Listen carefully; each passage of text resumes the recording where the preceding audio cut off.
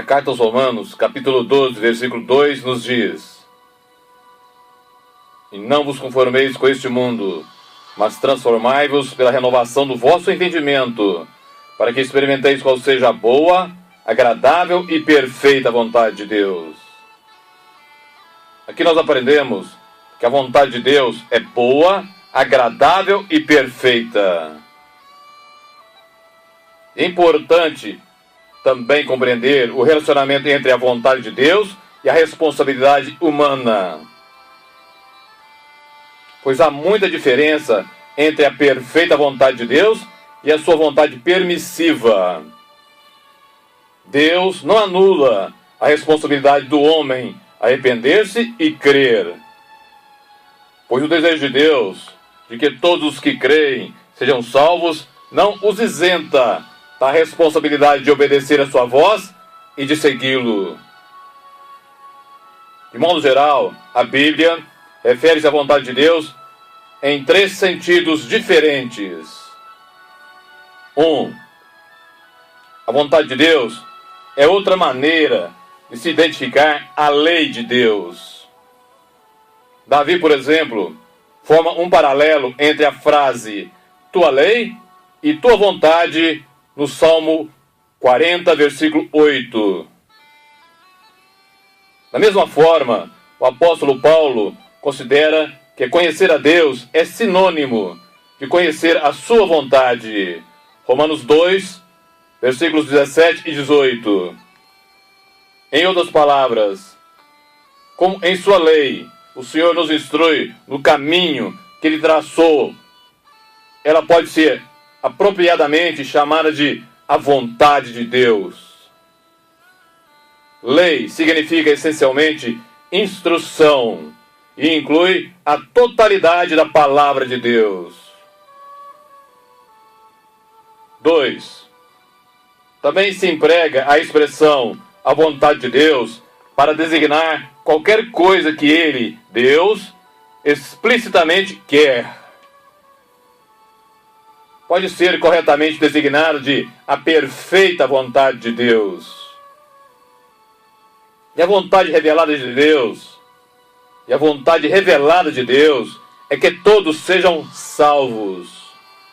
1 Timóteo 2:4 e 2 Pedro 3:9. Ele quer também que nenhum cristão perca a graça. 1 Timóteo 2:4 diz: É desejo de Deus que todos os homens se salvem e venham ao conhecimento da verdade. O que não quer dizer que todos serão salvos, mas apenas que Deus deseja a salvação de todos. 3. A vontade de Deus pode se referir àquilo que Deus permite ou deixa acontecer, embora Ele não deseje especificamente que ocorra. Isto pode ser corretamente chamado de a vontade permissiva de Deus. Realmente, muita coisa que acontece no mundo é contrária à perfeita vontade de Deus, como por exemplo, o pecado, a concupiscência, a violência, o ódio e a dureza do coração. Mas Deus permite que o mal continue por enquanto. A chamada do profeta Jonas para ir a Nínive fazia parte da perfeita vontade de Deus. Mas sua viagem na direção oposta estava dentro da vontade permissiva de Deus. Jonas capítulo 1.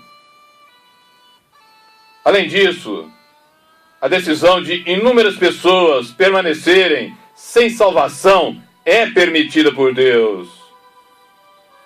O ensino bíblico a respeito da vontade de Deus não revela apenas uma doutrina, mas afeta toda a nossa vida diária como cristãos.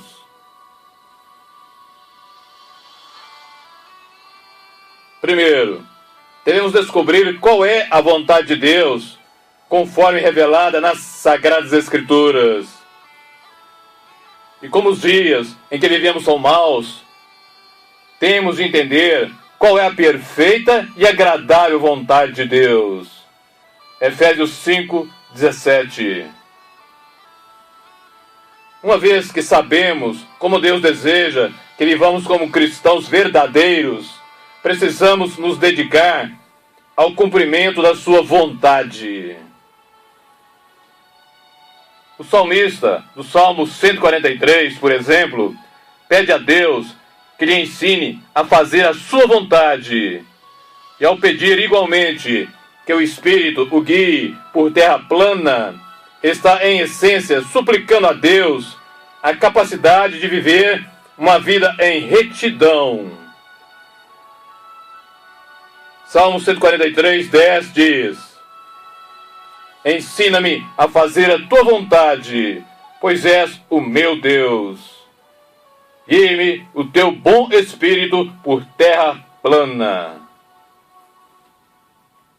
Igualmente, o apóstolo Paulo, na primeira carta aos Tessalonicenses, capítulo 4, versículos 3 e 4, espera que os cristãos tessalonicenses sigam a vontade de Deus, evitando a imoralidade sexual e vivendo de maneira santa e honrosa. E na carta aos Colossenses, capítulo 1, versículos 9 e 10, Paulo ora para que os cristãos recebam a plenitude do conhecimento da vontade de Deus, a fim de viverem dignamente diante do Senhor, agradando-lhe em tudo. Acompanhe comigo o que diz Colossenses 1, versículos 9 e 10. Por essa razão, nós também, desde o dia em que o ouvimos, não cessamos de orar por vós e pedir que sejais cheios do conhecimento da vontade de Deus, em toda sabedoria e inteligência espiritual, para que possais andar dignamente diante do Senhor, agradando-lhe em tudo, frutificando em toda boa obra e crescendo no conhecimento de Deus.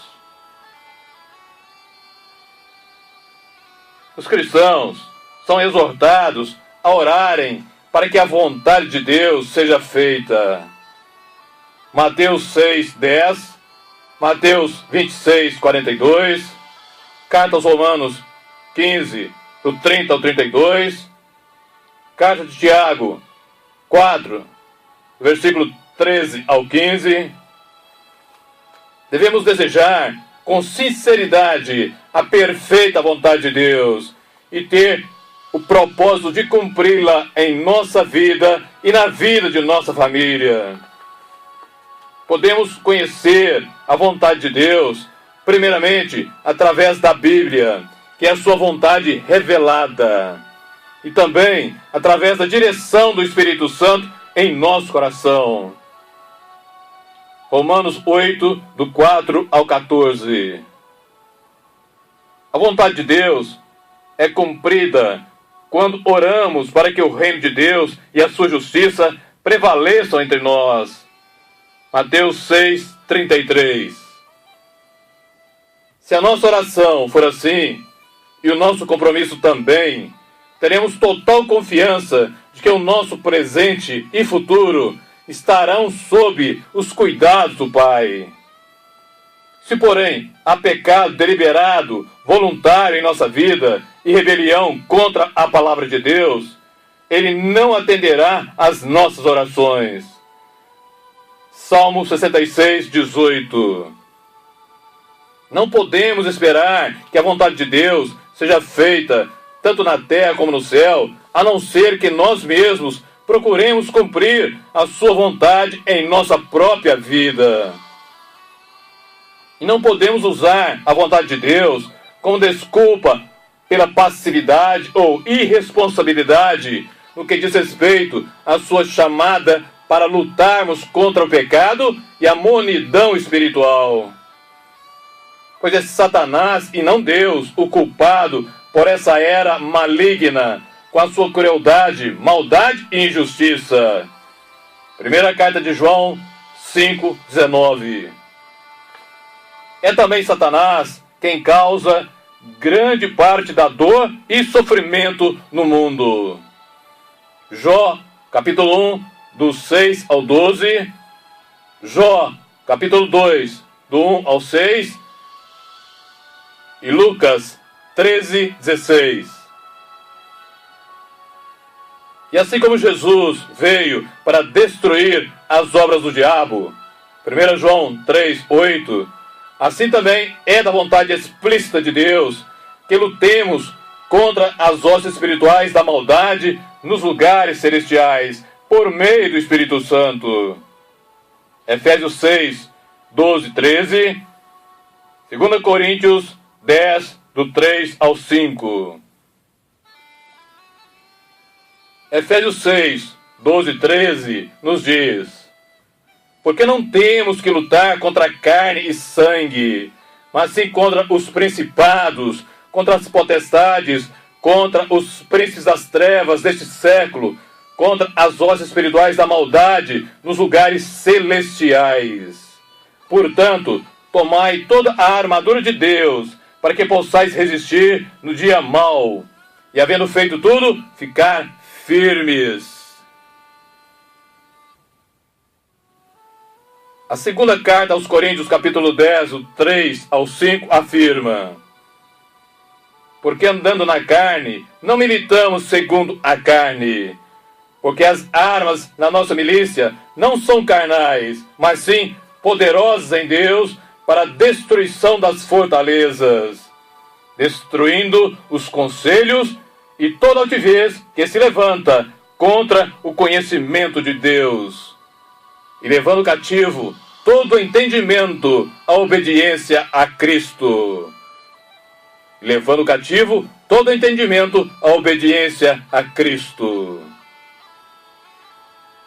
E a nossa luta contra a nossa natureza pecadora, o pecado, o mundo e Satanás, com seu reino das trevas, como nos afirma Efésios 6,12, inclui ter todo o nosso pensamento submisso à vontade de Cristo.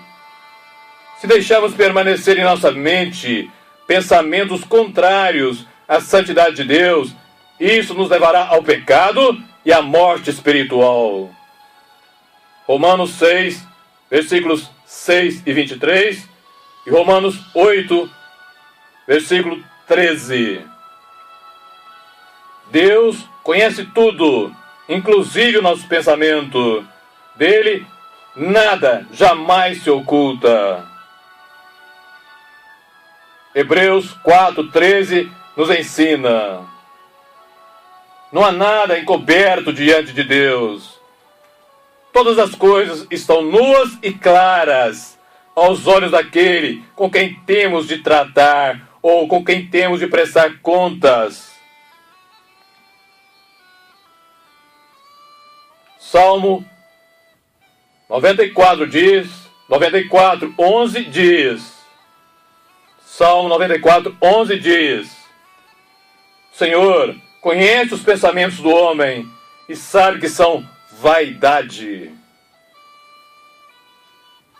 Salmo 139, versículo 2 afirma: Senhor, tu conheces o meu assentar e o meu levantar. De longe entendes o meu pensamento. Nós somos tão responsáveis diante de Deus pelos nossos pensamentos, quanto somos pelas nossas palavras e atitudes. Eclesiastes 12:14 diz: porque Deus há de trazer a juízo toda obra, e até tudo que está encoberto, quer seja bom, quer seja mal.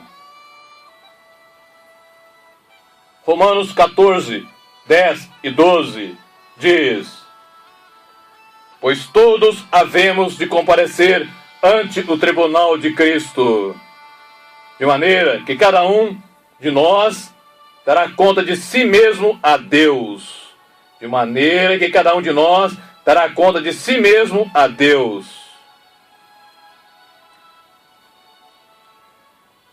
No Evangelho de Mateus 7:21, o Senhor Jesus nos ensina afirmando: nem todo que me diz Senhor, Senhor, entrará no reino dos céus, mas aquele que faz a vontade de meu Pai que está nos céus.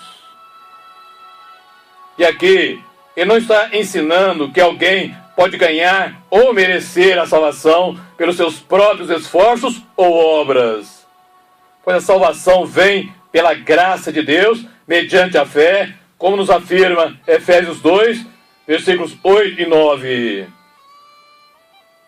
Efésios 2, 8 e 9 nos ensina: porque pela graça sois salvos, por meio da fé. Isso não vem de vós, é dom de Deus. Não vem das obras, para que ninguém se glorie. Não vem das obras, para que ninguém se glorie. Porém, o verdadeiro cristão, o realmente convertido e regenerado, demonstrará o seu cristianismo através de obras.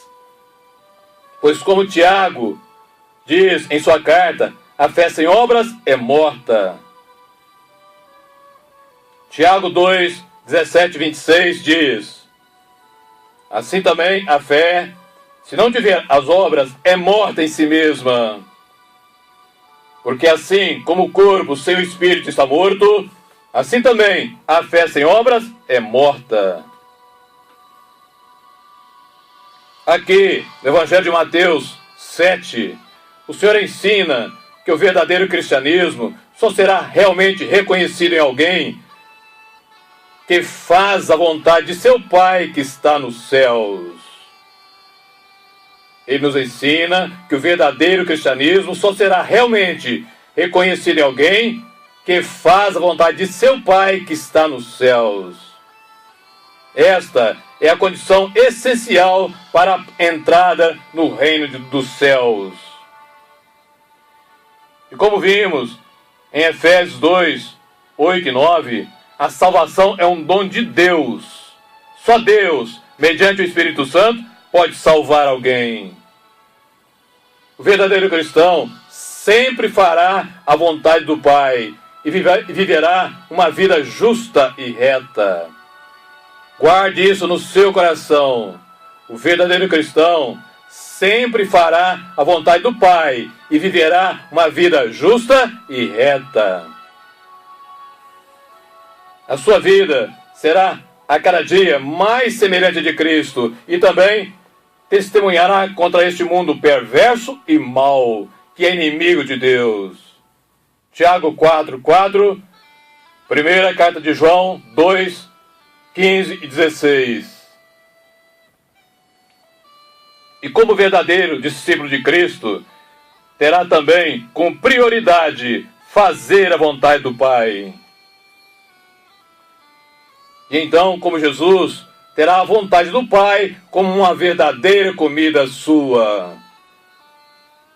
Evangelho de João 4, 34. E assim será reconhecido como cristão genuíno que faz a vontade do Pai. Marcos 3, 35 e Mateus 12, 50. O verdadeiro cristão viverá o verdadeiro Evangelho de Cristo e estará sempre crescendo no arrependimento, na fé e na santificação. Eu repito, o verdadeiro cristão viverá o verdadeiro Evangelho de Cristo e estará sempre crescendo no arrependimento, na fé e na santificação. E será alguém que viverá em prática constante do jejum, tendo uma vida profunda e perseverante de oração e meditação da palavra viva do Altíssimo Deus.